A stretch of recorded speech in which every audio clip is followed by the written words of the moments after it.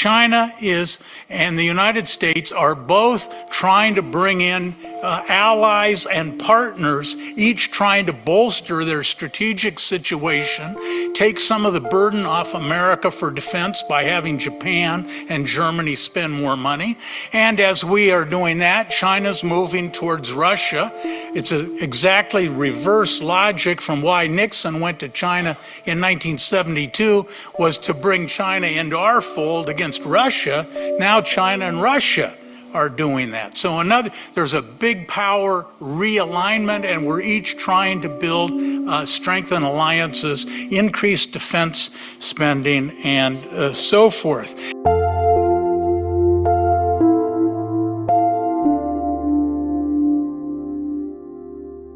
The alleged weather balloon that floated over the U.S. Recently, ultimately to be shot down off of South Carolina, has obviously recently dominated our headlines. And in the week or so since, 3 other flying objects have been downed after floating over Alaska, Canada, and Michigan, although so far only the first balloon has actually been attributed to China. And apparently there was also a balloon spotted over Latin and Central America, and maybe more, although that has caused much less comment around here. So there's a lot of speculation as to why this particular object was detected, whether its detection was intended, and so on. But the main point for us tonight, in a sense, is that Secretary Blinken thus canceled his much anticipated trip to China, and conversation between the US and China now seems to have ground to a halt. So is this it? Has the US now decisively entered a Cold War with this enormously powerful country? What about America's global allies and the competition for international influence? What do we now understand about China's relations with Russia, particularly as Russia launches into its massive spring offensive in Ukraine? So given how this crisis has unfolded, what have we seen about what we could do to de-escalate from an all-out war should the situation, for example, with Taiwan deteriorate? So we are very fortunate tonight to have David Lampton here with us to help answer these questions and more, and maybe some others, or maybe none of the above. Anyway, we're very pleased to have you here tonight. My name is Mary Eintema. I'm president of World Boston, and it's truly a pleasure to welcome you to tonight's Great Decisions program, whether you are here with us at the Boston Public Library or virtually on Zoom. Now, at long last, let us turn to Dr. David Lampton. By the way, he is the author, along with many other things, of the US-China article in the 2023 Great Decisions book, which I thoroughly recommend to you. It's an excellent resource, and we'll be selling it upstairs. So Dr. Lampton is a professor emeritus at the Johns Hopkins University School of Advanced International Studies, that is SAIS. Alma mater, go SAIS. For more than 2 decades, he was Hyman Professor and Director of China Studies at SAIS. He's former chairman of the Asia Foundation in San Francisco, former president of the National Committee on U.S.-China Relations, and former dean of faculty at SAIS. His many publications deal with U.S.-China relations, Chinese foreign policy, and Chinese leadership. His 2020 book, Rivers of Iron, tells the exciting story of China's drive to build high-speed railways in Southeast Asia. Dr. Lampton received his BA, MA, and PhD from Stanford in political science. Fun fact, where, by the way, as an undergraduate, he was a firefighter. Dr. Lampton has an honorary doctorate from the Russian Academy of Sciences Institute of Far Eastern Studies. He is a life trustee on the Board of Trustees of Colorado College and was in the U.S. Army Reserve in the enlisted and commissioned ranks. And with that, I'm very happy to turn things over to Dr. David Lampton.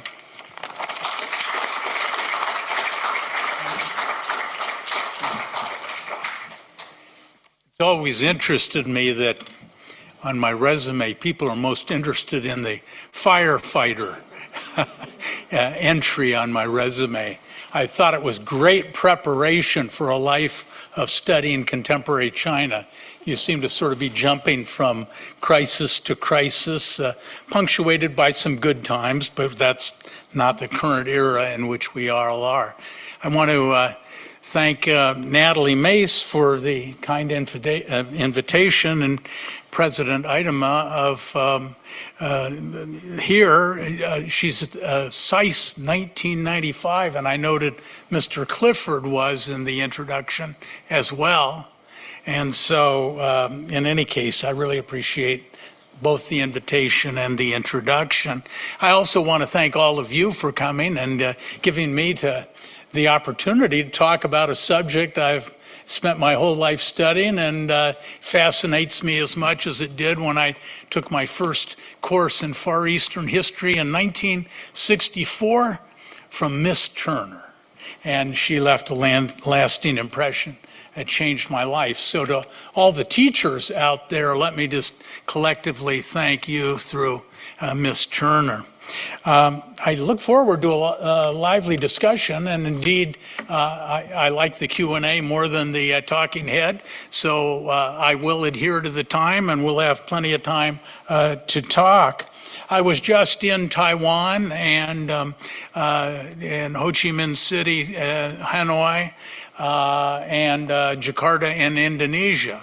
And I hope in the question and answer period, we can at least have a little discussion about how the rest of the world, but most particularly Asia, looks at the U.S.-China relationship. Because this isn't just a relationship in which the U.S. has a disproportionate interest. All the neighbors, all 14 of China's neighbors, geographically contiguous, have an interest. And certainly, of course, with its global reach and its increasing military power well beyond the region. We used to say China was a regional power. Now we're really talking, I think, with increasing accuracy of China as a global power. And then I would just mention, just as we're still gathering all the facts, and so what I'm saying is in the public domain, but it may well be that the Chinese balloons, such as they are, have covered over 5 continents. So when I say global power, we can argue about what balloon power is, but in any case, the global reach of China, I think, is sort of manifest in this latest set of developments. I really want to very crisply address 3 questions. One, where are we in U.S.-China relations? Secondly, how did we get here? How did this happen? And thirdly, what could we think about doing about it? I'm never happy with a conversation that just is simply, what are the problems? How might we think about improving it? And by we, I certainly mean the United States and China. But I think both of our countries have global partners that need to be brought into the equation as well. So let me just briefly sort of paint in broad brush bullet points how I would begin to address each of those 3 questions, and then let me throw it over. Now, I always like to sort of start with a conclusion, so you can see why I'm putting out all the information in the interim. And I guess the conclusion I would like to leave you with is that we need to, as a people, as good citizens, trying to understand China and elsewhere in the world, we need to keep in mind what I'd sort of call the forest of the relationship.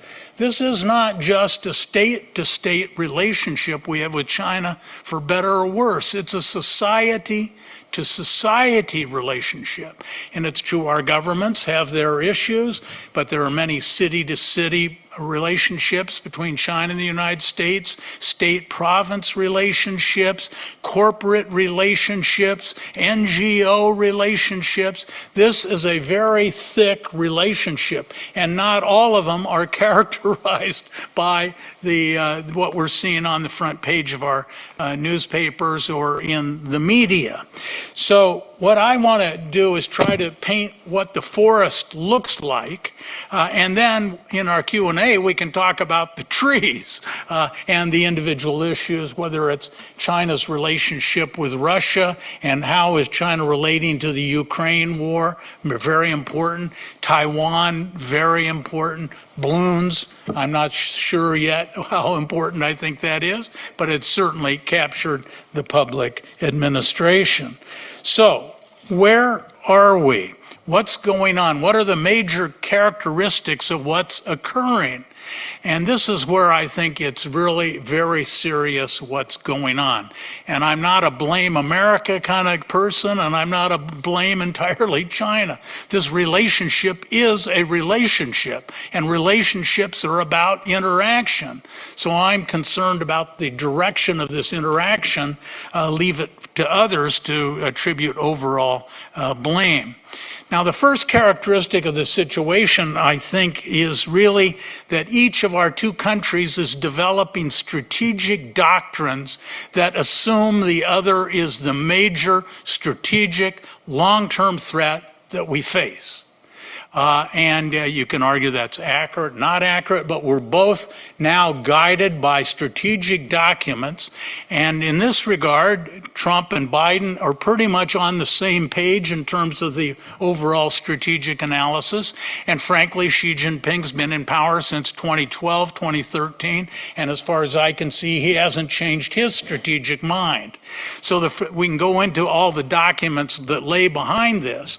But when Biden came in, he, like every administration, does a strategic review. They issued in 2021 interim strategic guidance. The following year issued the full report, and they're perfectly consistent and largely consistent with the Trump administration and its comparable strategic documents. So the first thing really is we are each, for better or worse, assuming the other is our principal strategic long-term problem. And if you think about it, that's remarkable. I mean, if you look at what's going on in Ukraine and the immediate attention we're devoting to conflict in that area, to in the midst of that still think China is your principal long-term problem is at least tells you that somebody's serious about this. So that's the first, what I would say, aspect of this forest. We are operating in extremely strategically antagonistic ways, and these balloons are just one manifestation, and not probably the most damaging manifestation of that.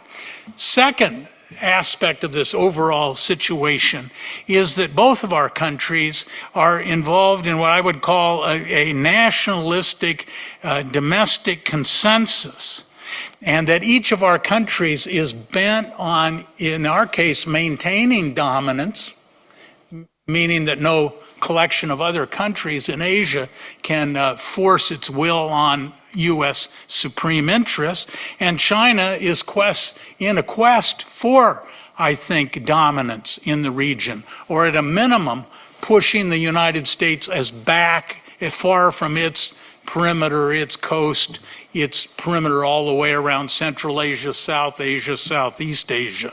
So that the long and the short of it is this is a bipartisan consensus. That's why you can have a Trump and a Biden with the same policy. And of course, there's been more leadership continuity in China with Xi Jinping.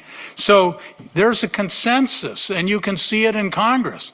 The Republicans and the Democrats don't seem to agree about too much. I think that's not a very controversial statement. But on China, they actually are, I don't want to say lockstep, but substantially in agreement as to both their analysis of the situation and the recommended moves.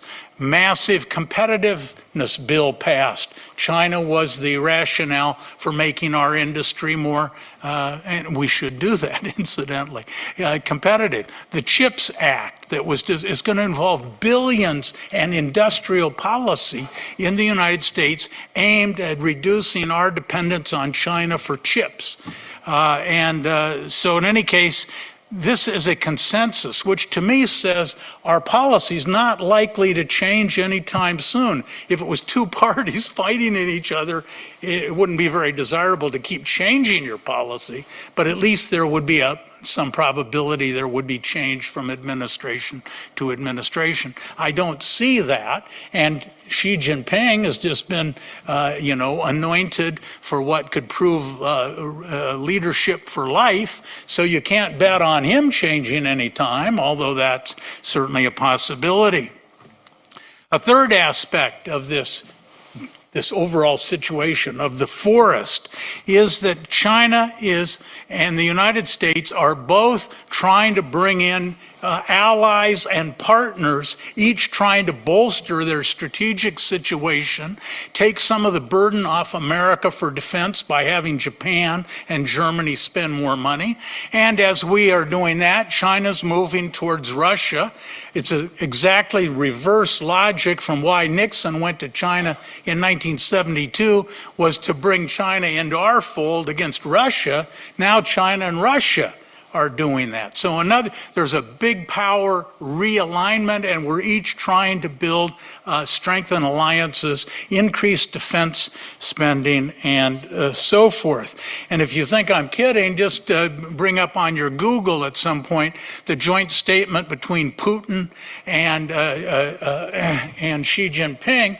The February 4th statement talks about a no limits partnership between China and Russia. And of course, the United States is worried that now China might put more backing behind Russian efforts in Ukraine. That's worth a whole lot of discussion, incidentally.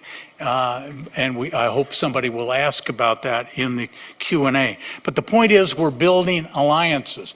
Another major part of this forest is the educational and cultural relationship. In 1979, I went to China with the Secretary of Health, Education, and Welfare, which is what that department was called in 1979, and we signed the Health and Education Agreement.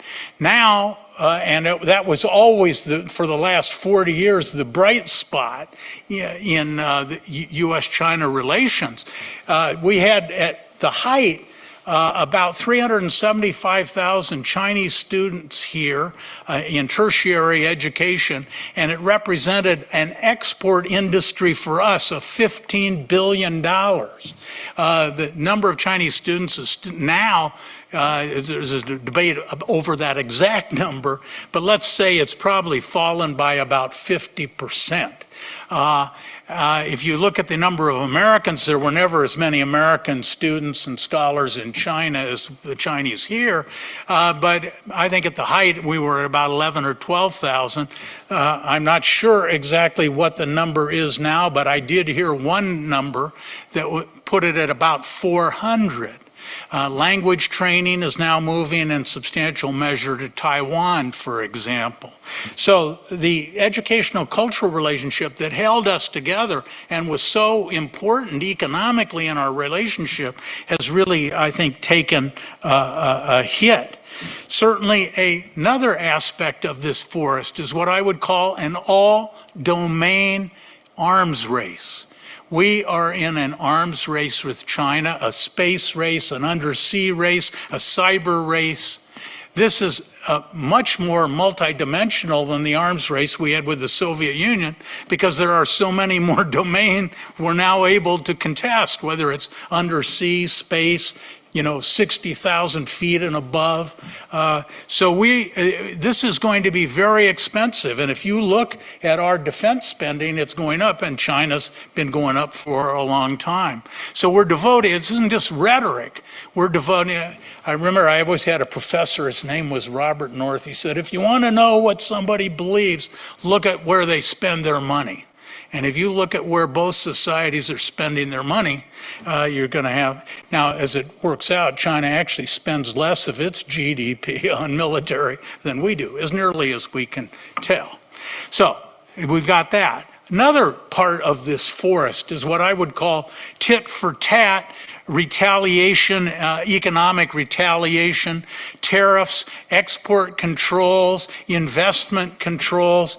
I was in Ohio in the late 70s, early 80s, and when the Japanese decided to invest in a Honda plant, that was the biggest news to hit Ohio in a long time, creating employment. And now the Chinese have a huge investment in the Fuyao glass factory near Dayton. Chinese investment in the United States was skyrocketing before COVID and everything that's happened. Now investment's fallen off a cliff. And also the United States is trying to encourage companies not to invest in China, but think about Vietnam or think about Mississippi, think about anywhere but China. So and this is not very efficient for the global economic system, but it may make sense if you're trying to get, not to be too dependent on the supply chain with your principal strategic adversary. So I think that's another aspect of this. Just one more, and Mary had mentioned it, is the breakdown in communications. Under President Obama, just as a benchmark, we had the U.S. government had about 60 or 70 annual dialogues between various departments of our government and the Chinese. We are down to a very few, and as she mentioned, we can't even get our two secretaries of state together. Now, I haven't heard the news today. There was some talk that maybe Secretary Blinken would go to the Munich Security Conference and see Wang Yi, their head foreign policy guy. I don't know where that stands in the last 24 hours. So, but the basic point holds whether they get together or not, and that is we are not talking. So it's pretty hard to solve problems if you can't get your principals even in the same room to talk.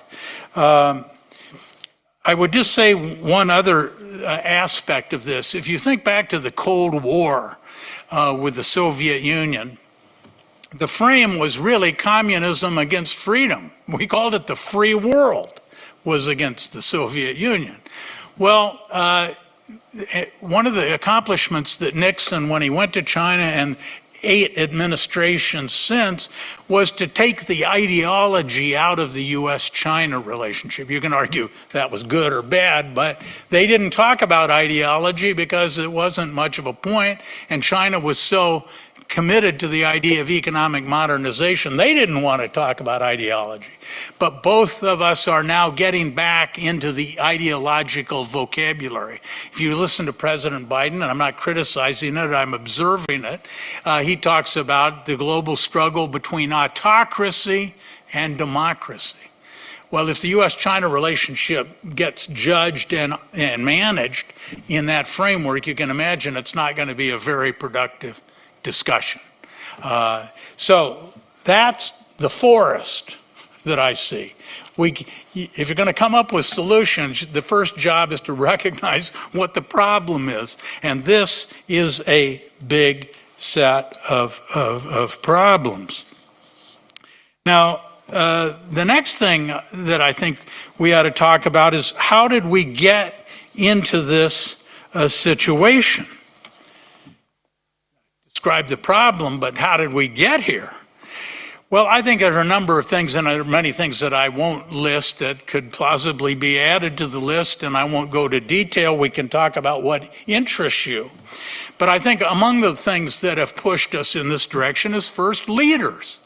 You know, we often think the world's full of big global sociological, demographic forces, global climate change. It's easy to think, our destiny has spun beyond the control of leaders. And I don't deny that maybe even is sometimes true.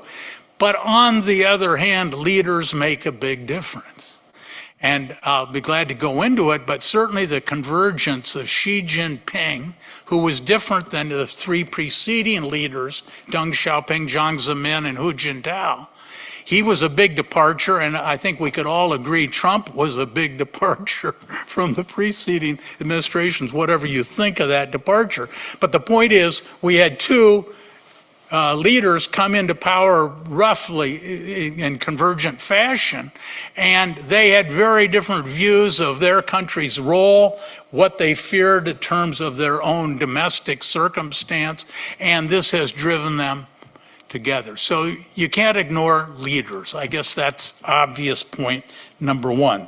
Secondly, I think whenever you have a big, long, dominant power such as the United States, or before Britain, aspiring power Germany, you always have a certain anxiety on the part of the previous superpower, the previous hegemon, that they're going to be displaced and their security and economic welfare is going to be affected.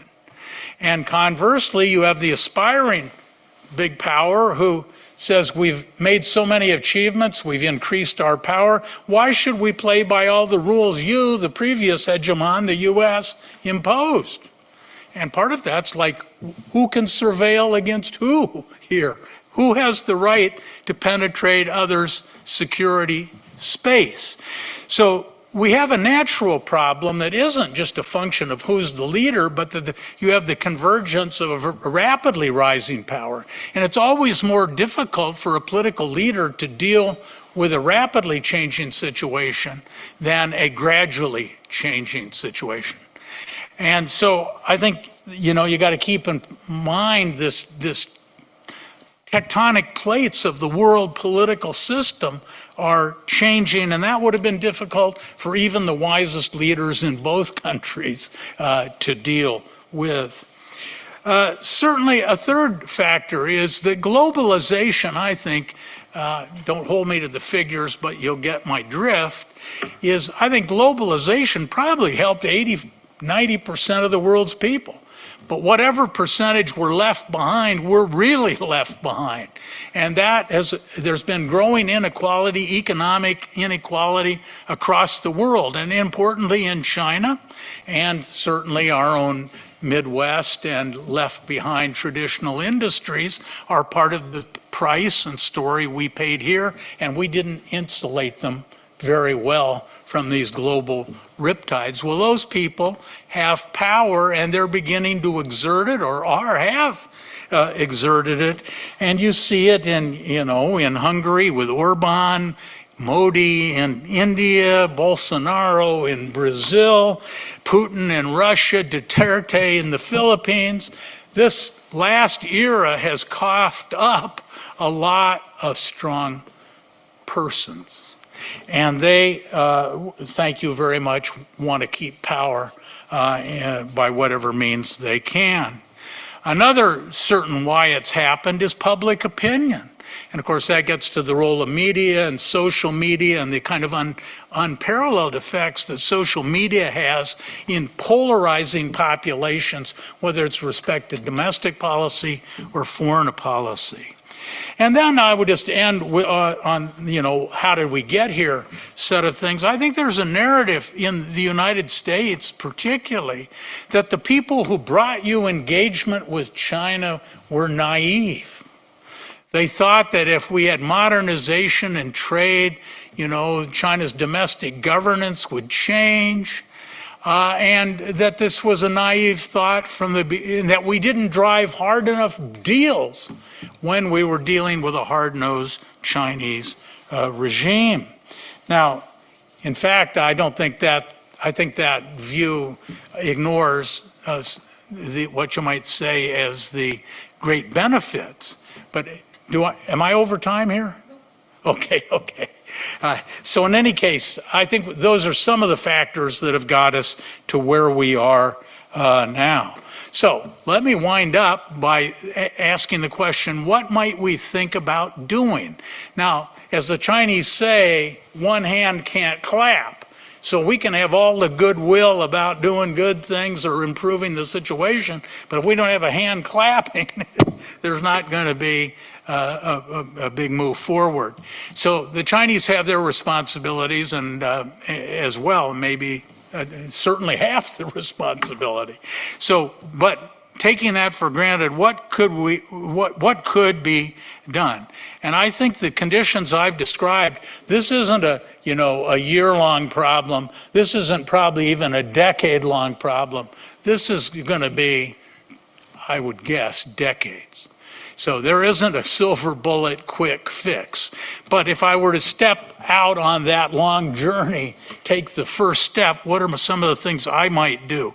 First of all, these tariffs, they're hurting the people we profess to be concerned about in terms of lower income, because China makes lower income consumer goods, and therefore the production sites are being driven to Vietnam, Indonesia, so forth. And often these are more expensive sites to produce in. They're smaller volume. China is so well developed as an export platform. So the tariffs, and also if you just ask, okay, the tariffs were designed to reduce the trade deficit. Well, did it do that? Answer, no. Our trade deficit's bigger with China than when the tariffs were imposed in 2017-18. So I would say let's sit down and say, let's cut a deal. You drop some of your impediments to our financial services, technology companies, and we'll drop our tariffs, and let's get back to a situation economically that's more advantageous to us both. Now, we'll never get back to where we started, because we now know the supply chain in strategic areas is something we can't be too dependent on China, but like chips, just for example. But I would say trade is the lowest hanging fruit, because you can at least see where the mutual benefit might lie. Secondly, I think one of the first things we did, the United States and China, after the latest downturn, was close two consular facility in the United States and one in China, and making it harder for Chinese, in the case of China, to get visas in the western part of China, and certainly part of this general slowdown in economic and cultural relations. Now we assert, and I don't have the evidence, but I'm prepared to believe that the consulate in Houston was used to spy not necessarily on entirely security, but also intellectual property and so forth. On the other hand, we know there are, let's say, intelligence and surveillance functions that other governments have in China. So this is a game about which we might be a little clearer with China than we are on ourselves. But be that as it may, we ought to find a way to at least, I think, reopen our consular facilities. A third thing is Taiwan.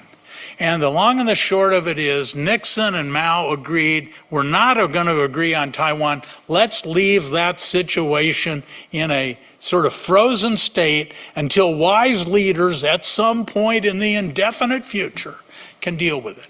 And recent leadership, starting with Obama, but going on through Trump and Biden, have step by step chiseled away at that agreement. The Chinese now think we do not have a one China policy. They think we have a one China, one Taiwan policy. And that's not acceptable. And it could lead to war, or at least a really serious downturn. So I think we just have to sort of quit doing some things on Taiwan, as much as we are not only impressed, but admire the domestic changes Taiwan people have made in their political system, all to be admired. And in fact, that happened under the old rules of how Beijing and Washington would deal with each other. So Taiwan, consulates, trade. Those would be three good things. And, I'd like to see Xi Jinping and Biden say to their aides, these are three areas I want to see some progress in 6 months. Give them a task, define the zone, show your commitment, move forward. Now, that's easy to say. I've just described all the problems that lie in the way of that, but it's going to be very costly in lives and treasure if we don't get this straight. Thank you very much. Wow, that was a very beautiful forest that you created for us. I know we're going to have a million questions, but I'm the one with the mic, so I'm going to ask the first question. And that is, we're talking about the U.S.-China relationship, and you described various factors, but it seems that, so for example, the nationalistic consensus, a corollary of that might be patriotism or unity of purpose, and many people would say the United States is at a particularly divided point. How does that play into the U.S.-China relationship, and what would you say about Chinese unity of purpose? Does it matter? Well, I think that's not only an excellent question, but is a fundamental question. And I remember reading a book by Crozer called The Function of Social Conflict, I think it was called. But his basic point was human communities, when they are threatened, and that can be any number, it could be religious threat, it could be economic threat, it could be military threat, but whatever if there's a perception of threat, people tend to circle the wagons, right? And create a perimeter, whatever our internal disputes may be, we have to downplay those in order to be effective dealing with the existential threat that faces us. And that's why I started first thing was the strategic documents. We have both defined each other as the principal long-term threat, not only to our interests, but our values. And that's why I started at the beginning with that, and that's, I think this is the centrally most important. This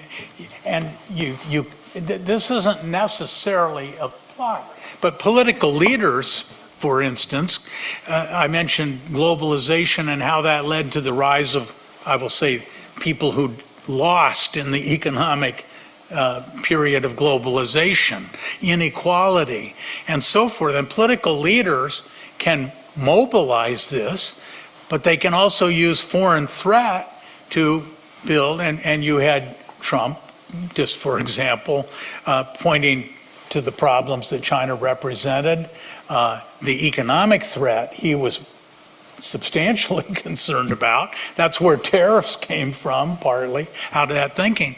And on the Chinese side, globalization produced a lot of things that Xi Jinping is very worried about. Erosion of ideology in the Chinese Communist Party.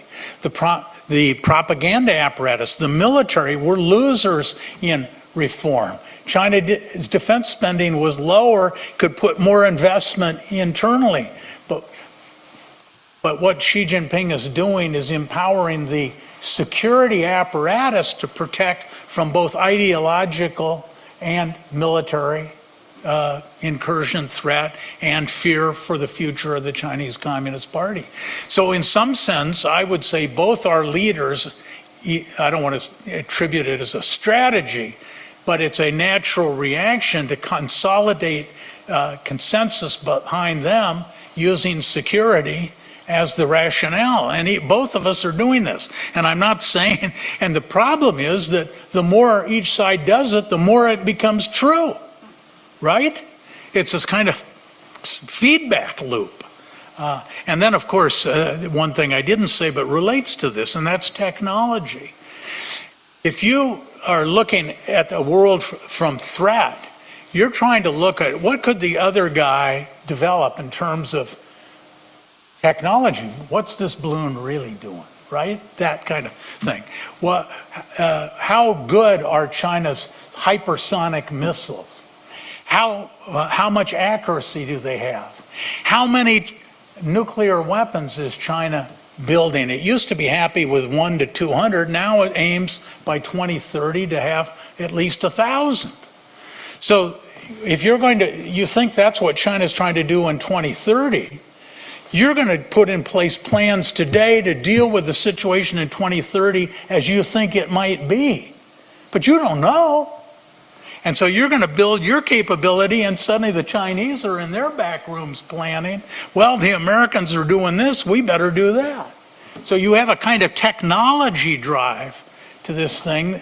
And you don't hear me blaming people. You hear me describing a process. Now, there's plenty of room for blame, and that's what our political system will do.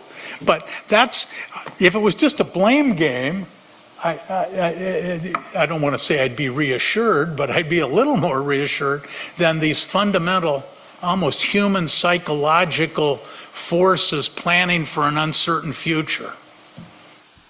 Okay, great. Thank you. So I am sure we have lots of questions, and I can't really see too well, but all right. So Miss, you right in the middle there? Yep, I'm pointing right at you, not at me, you. Yep, and then we'll go to Ruel. Thank you so much, Dr. Lampton. This was incredible. So recently in the Financial Times, President Xi Jinping expressed an interest in supporting Iran and partnering with Iran and making sure that they had increased uranium enrichment for nuclear capabilities. I was hoping you could speak to how that impacts the situation, whether that's considered a direct escalation or if it's similar to Russia where there was this sort of word game where there's no limits to our partnership, but we haven't seen, at least publicly, too much support from China to Russia with respect to Ukraine as of now. So you have two questions. I did hear you correctly say Xi and Iran, right? And sourcing uranium.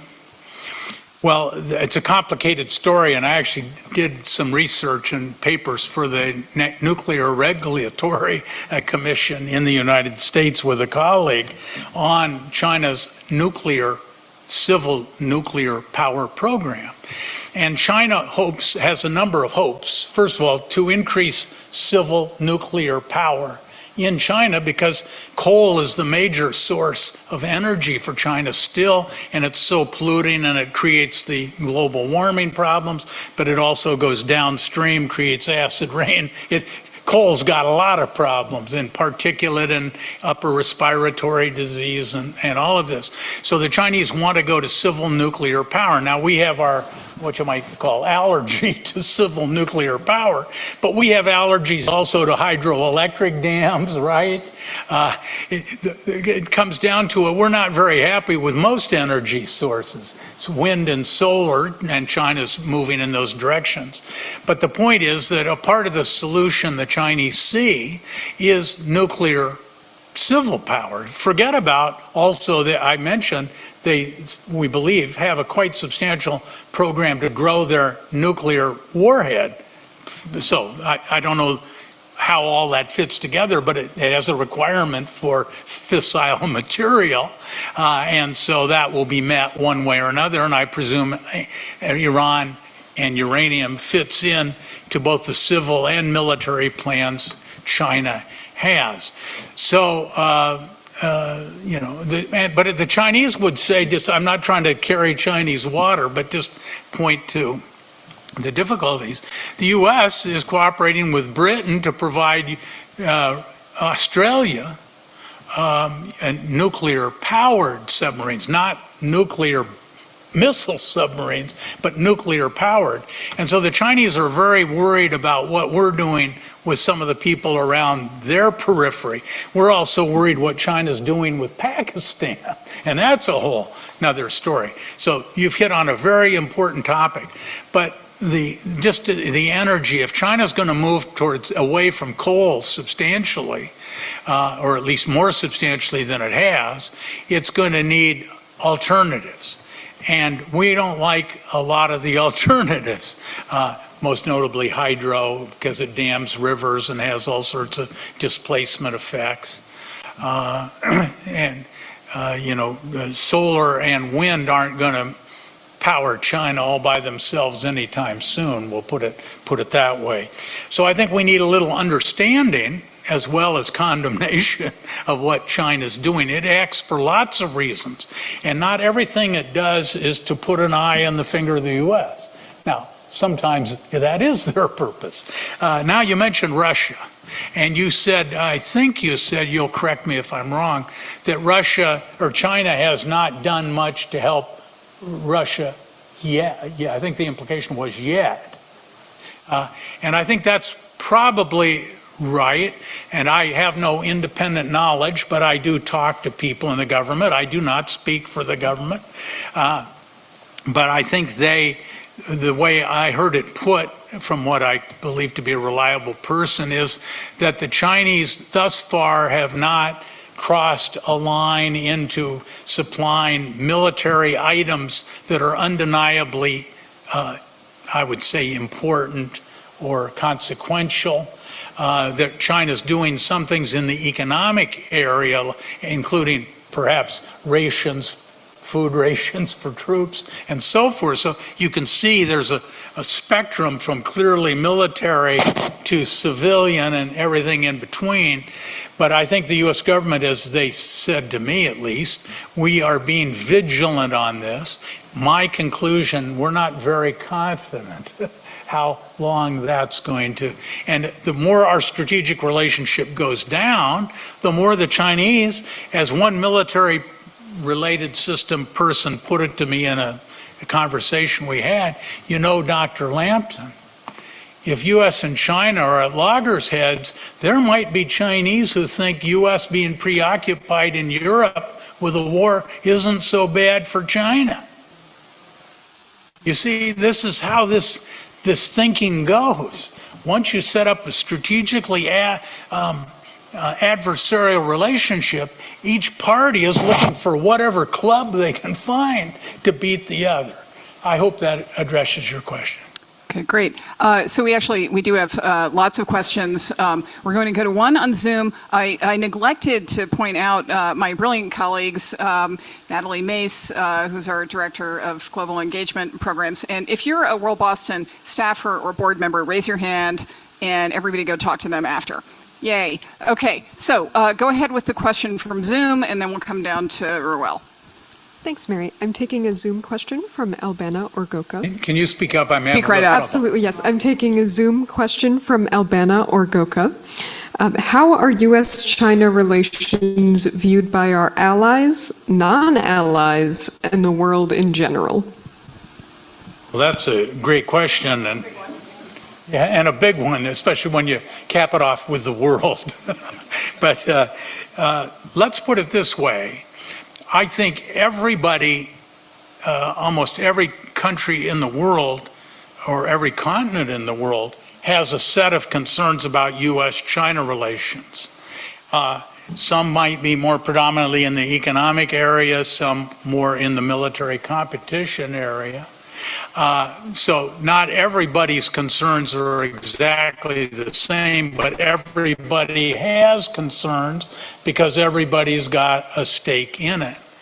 Now, for instance, if you think about competition in Africa between China and the United States, China's putting in lots of investment, particularly in mineral and mining resources, and we wonder how that will be well, we worry about a lot of things. The human rights and environmental protection dimensions is one whole big area, but we're also worried about not only Iran and uranium, but rare earths around the world, and China has quite a few of those. So there's the resource dimension. And certainly the African countries like to see competition between China and the United States because it encourages us to pay more attention to Africa. So they can see with moderate competition between the United States and China, that might even have some good dimensions for the African countries. More investment, more interest, and so forth. If you take the countries, particularly around China, their worst nightmare, and I mentioned I had just gone to Taiwan, Hanoi, Ho Chi Minh, and Jakarta. They're all worried that this security competition is going to spiral out of control, partly because of the South China Sea. We have increasing numbers of ships and airplanes operating in close proximity to each. You could easily have some trigger-happy pilot, let's say, just for illustration, like we had in April of 2001. Remember the EP-3 reconnaissance plane? The Chinese fighter pilot hit the plane. He met his death in a plunge to the sea, and our aircraft landed on Hainan without authorization, and it took us, as I recall, 12 days to extract our crew from that, and they shipped our plane back to us cut up in pieces on a Russian aircraft, as I recall. So the Asian countries are concerned that they get sucked in, and of course the U.S. is trying to find places to decentralize because we're more vulnerable now to Chinese missiles. We are looking for more, I won't say bases, but places to pre-position materiel, places to train, rotate troops through. So we're diversifying our places, and this leads to demands on those countries around China that we provide those places. And they don't want to necessarily line up against China because China's their biggest trade partner of almost everybody in Asia.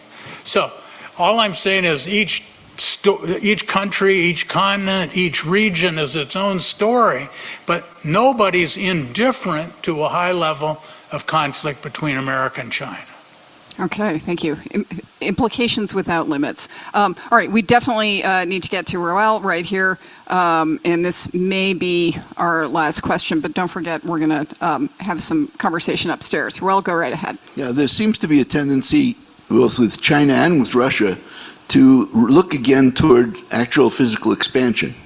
The South China Sea, which I'll just return to, is an example where the actual incursion into the traditional territorial waters of all the countries around it imply a potential physical expansion, and the economic dependency they're forcing on many countries through their industrial policies and trade policies also reflect a possible future expansion from that, which results from the dependency. Okay. So what is the end game? To get to the question, what is the end game in your view from in their policy and their strategy, and what should we be doing other than provoking military confrontation? Thank you. Well, let me make clear, I think the Chinese have at least done half the provocation, so I don't want to leave just by implication the idea that there's only one provocateur here. As I said, it's a process. It's sort of like when I was a dad, and I'm sure everybody had this experience, you got Johnny and Ginny in the back seat, and suddenly you find they're fighting with each other, and determining who started it very rapidly becomes irrelevant. That's kind of the image I have of how the current condition. But on expansion, this whole problem of tying legitimacy to territory, which is what states do. And the Chinese, in their textbooks and their history and so on, when you talk about what is China, that's a huge abstraction. When China's been weak, it's pulled in on itself and been rather small. And when China got bigger, it extended way into Tibet and had different kinds of relations with its periphery. But the geographic expanse of China maxed out probably in the Qing dynasty well, certainly in the 19th century. So China's leaders say, we are going to reunify China. What China are they talking about? I mean, in geographic terms. And the answer is, you would expect most states, when given the choice between defining their legitimate territory as smaller or bigger, pick bigger, right? And so what China's got historic claims. Now, the law of the sea, if you just take the South China Sea, doesn't even recognize the idea of historic waters is not a international legal concept, but China nonetheless has it and has legitimated its rule on rejuvenation and reunification of China. Taiwan's a different but similar kind of story. So once states claim something historically and then base their legitimacy in the eyes of their people on that definition, they get trapped in a sense by their own expansive claims. Now, also, so that's just sort of a grand history kind of thought, but also China sees the US Navy. And China gets about 80% or more of its imported oil through the Straits of Malacca, down between Indonesia, Sumatra, Singapore, and then up. And Japan does too. So it's a strategic waterway, and China doesn't trust the US Navy to secure its energy supplies, which I think if you put your military mind to work, you can understand that. And that's one reason now China's building high-speed rails to try to guarantee resource and population movements, even if strategic waterways are controlled. That's just one rationale, but that's what's happening. So I think it's very powerful, the rationale to assert expansive historical definitions of yourself for both economic and resource reasons, but also China's got the leverage. China's the leading trading partner of every country in Southeast Asia. And unfortunately, in the world of power politics and big powers, powers use the leverage they have to secure the goals they sell to their people. So, we wish that the Chinese had less expansive definition of themselves. I think we can wish on that one for a long time. Okay, so with that long-range perspective, please join me in thanking Dr. Lampton.